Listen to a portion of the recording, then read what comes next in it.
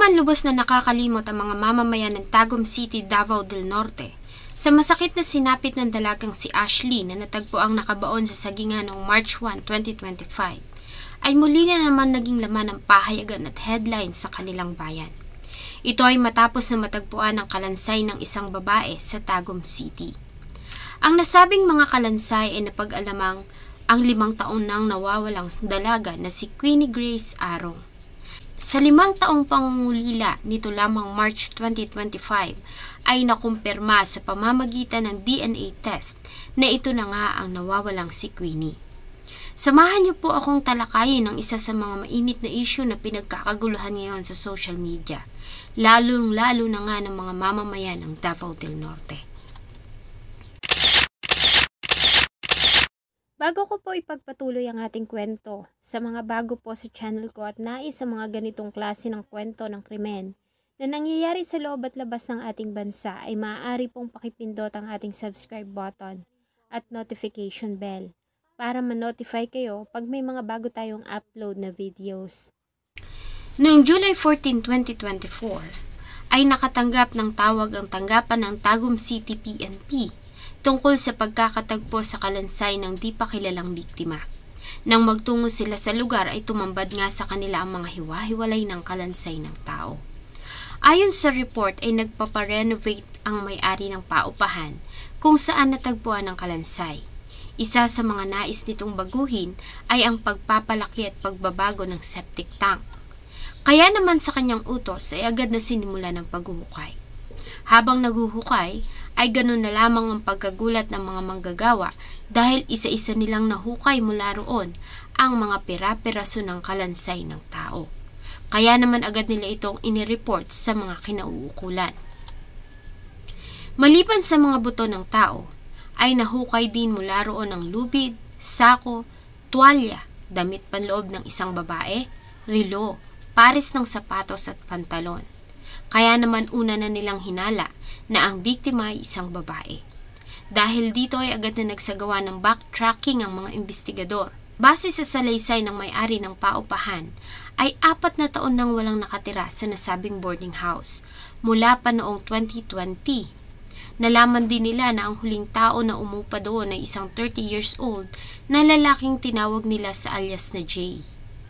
Positibo ding sinabi ng may-ari ng boarding house na ang tuwalya na nahukay sa kasama ng mga buto ay nakita niyang ang tuwalya na ginagamit ng kanyang tenant noong mga panahong doon ito nakatira. Sinabi niya rin na ang lubid na nahukay ay ang lubid na ginagamit nilang sampayan noon sa kanilang laundry area. Dito na rin nito nabanggit ang tungkol sa nawawalang dalaga na estudyante ng Liceo de Davao na si Queenie Arong. Ilang beses kasi na nagpabalik-balik ang ina nito noon sa nasabing paupahan at hinahanap ang kanyang anak. Subalit wala ito doon at umalis na din ang lalaki na umuupa sa nasabing silid. Dito nagkaroon ng lead ang mga pulis na maaaring ang nahukay na katawan ay ang nawawalang si Queenie Arong. Agad nilang kinontak ang ina nito na agad na nagtungo sa lugar. Kasama ang kapatid ni Queenie ay una na nilang kinumpirma na ang mga nakitang gamit sa septic tank ay pagmamay-ari ni Queenie Arong. Positibo din nilang sinabi na ang damit na nahukay ay ang huling damit na suot ng dalaga bago ito mawala. Ganun pa man, hindi ito sapat para makasiguro ay kinailangang isailalim ang katawan sa DNA analysis. Matapos ang ilang buwang pag-aaral at masusing investigasyon nito lamang March 2025 ay naglabas ng pahayag ang kapulisan ng Tagum at kinumpirma nila na ang katawan na natagpuan sa septic tank ay ang 5 taon nang nawawala na si Queenie Grace Arong. Tapos ang 5 taong paghahanap, muling binalot ng lungkot at hinagpis ang pamilya ng 17 taong gulang na dalagita na si Queenie Grace Arong nang matuklasan na ang kanilang minamahal na anak ay hindi na muling makakapiling pa. Ito'y dahil natagpo ang kalansay sa isang boarding house sa Tagum City noong nakaraang June 2024 ay sa kanya. Matapos kumpirmahin ng pulisya kasunod sa nadiskubring mga gamit na ibinaon mula pa rin sa naturang boarding house noong nakaraang araw. Mabait na anak, masiyahin, maraming kaibigan at labis na maaasahan. Ganyan ilarawan ng ina niya si Queenie o mas kilala nila sa bansag na Queen. Sa kabila ng kahirapan ay mataas ang pangarap ng dalaga. Isa sa mga nais nito ay ang makapagtapos ng pag-aaral at matulungan ang kanyang pamilya, lalong-lalo na nga ang kanyang ina. Kwento ng mama ni Queen, sa tuwing nakikita siya nitong nahihirapan at napapagod ay palagi nitong pinagagaan ang kanyang kalooban sa pamamagitan ng pagsasabi ng pag nakatapos ako, gagawin ko ang lahat para makatulong sa inyo. Isa sa mga nagbibigay ng kalungkutan sa dalaga ay ang makitang nahihirapan ng ina sa paglalaba at pagtatrabaho.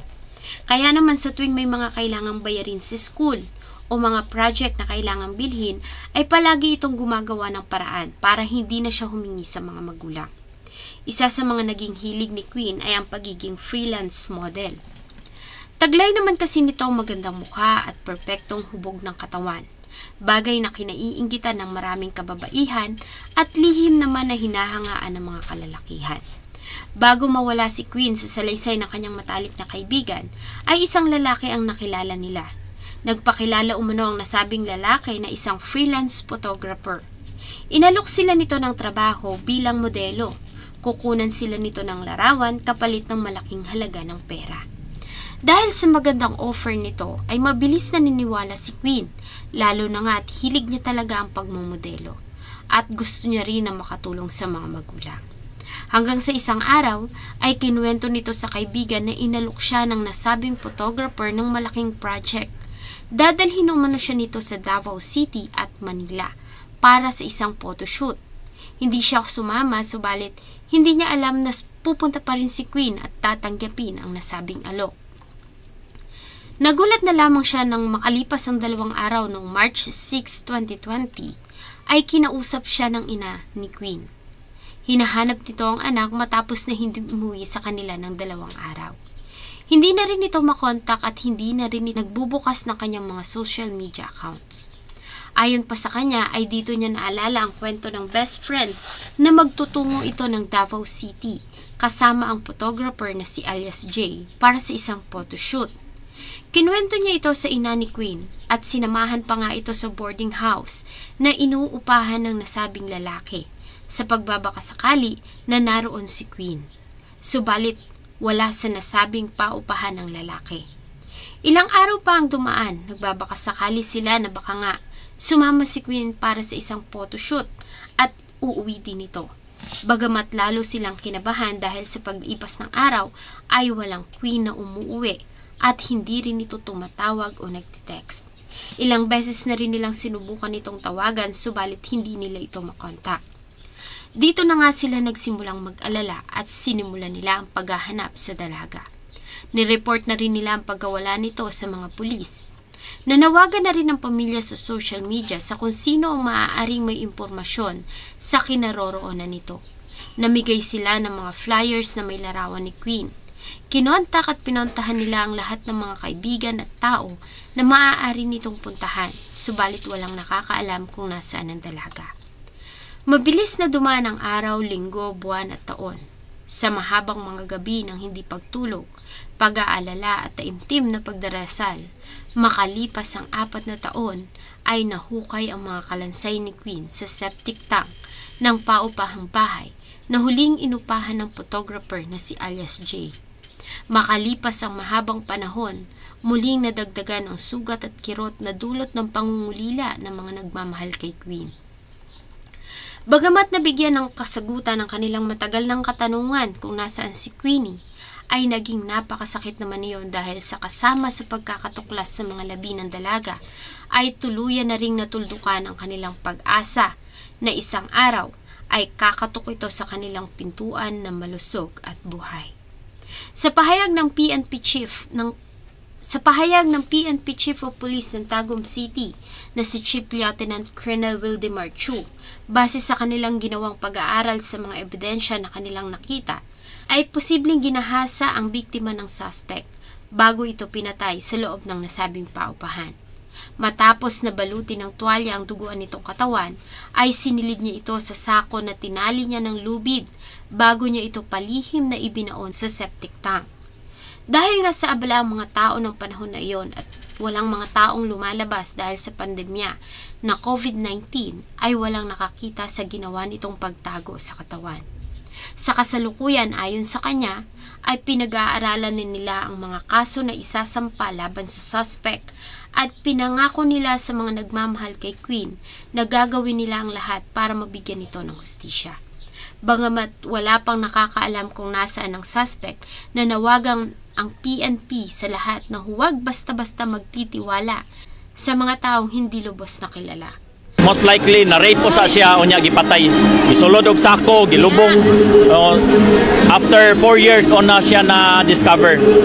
But rest assured we will give justice to Queenie Grace Arong. Preparing to strengthen the case na ma-file na nga to sa city prosecutor o dawaton unta sa atong city prosecutor's office para ma-file ang kaso og we will file the appropriate charges of murder and siguro audio namo na mugawas ang warrant to para sa ani and bisan pa magtago siya bisan sa pinakadulo sa Pilipinas, we will find him and we will catch him. Sa pagkakatagpo sa labi ni Queen ay nagpatawag ang PNP Tagum ng pare para basbasan at ipagdasal ang biktima. Hiling nila ay tuluyan ng matahimik at maging mapayapa ang biktima sa kabilang buhay. Panawagan ng ina ni Queen sa suspect ay kusang loob na itong sumuko at pagbayaran niya ang ginawang kasalanan. Bagamat ayon sa kanya kung ang langit nga ay nagpapatawad, siya pa kaya na tao lamang. Ganun pa man ay kailangan umano nitong pagbayaran ng ginawa sa kanyang anak. Hiling ng pamilya ay makamit ni Queen ang hustisya.